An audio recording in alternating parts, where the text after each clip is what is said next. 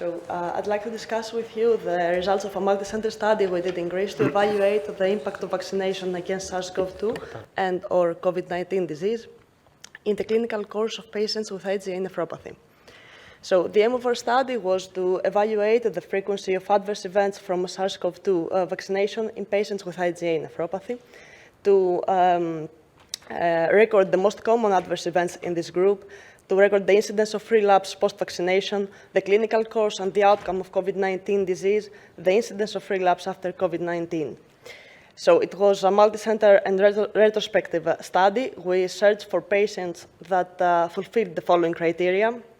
We wanted them to have a biopsy-proven IgA nephropathy, to have been vaccinated with at least one dose of any type of vaccine against SARS-CoV-2, and or have been diagnosed with COVID-19 disease itself.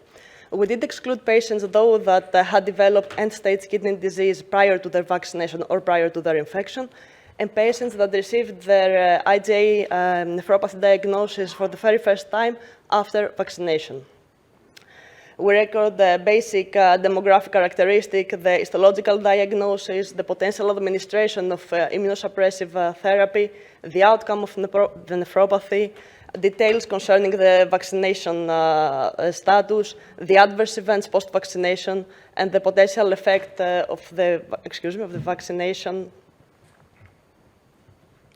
on the clinical course of IgA nephropathy and the outcome of COVID-19 disease. Now, let me remind you the definitions for remission and relapse in the case of IgA nephropathy. A remission is regarded as a reduction of proteinuria on levels below 1 gram per 24 hours without hematuria, and a relapse is considered when we have proteinuria above 1 gram per 24 hours with an impairment in estimated GFR. Back to our results, we identified 51 eligible patients. The mean age at diagnosis were 46 years of age.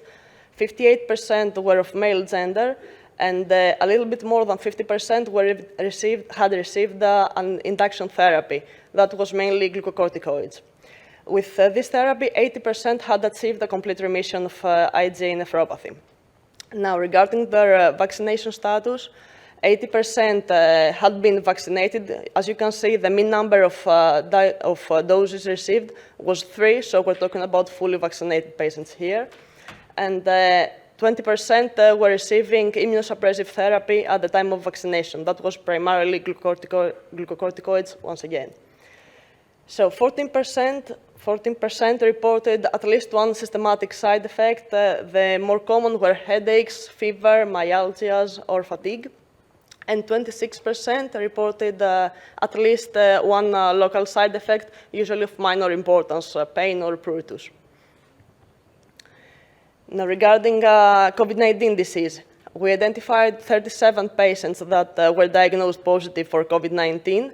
27 were vaccinated and 10 were unvaccinated. What is worth noting here is that in our cohort, at least, every single patient that did not get vaccinated at some point was diagnosed positive.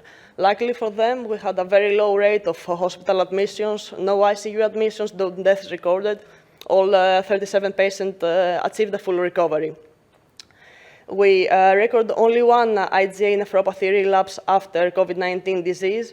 That was at 3.5 months post-disease, and 7 relapses post-vaccination. However, none of these associations was proven to be statistically significant.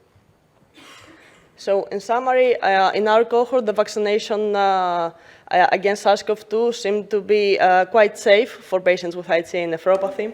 The majority of the patients that got infected had a quite uncomplicated outcome, and neither COVID-19 disease or vaccination itself was associated with a disease relapse. Thank you very much.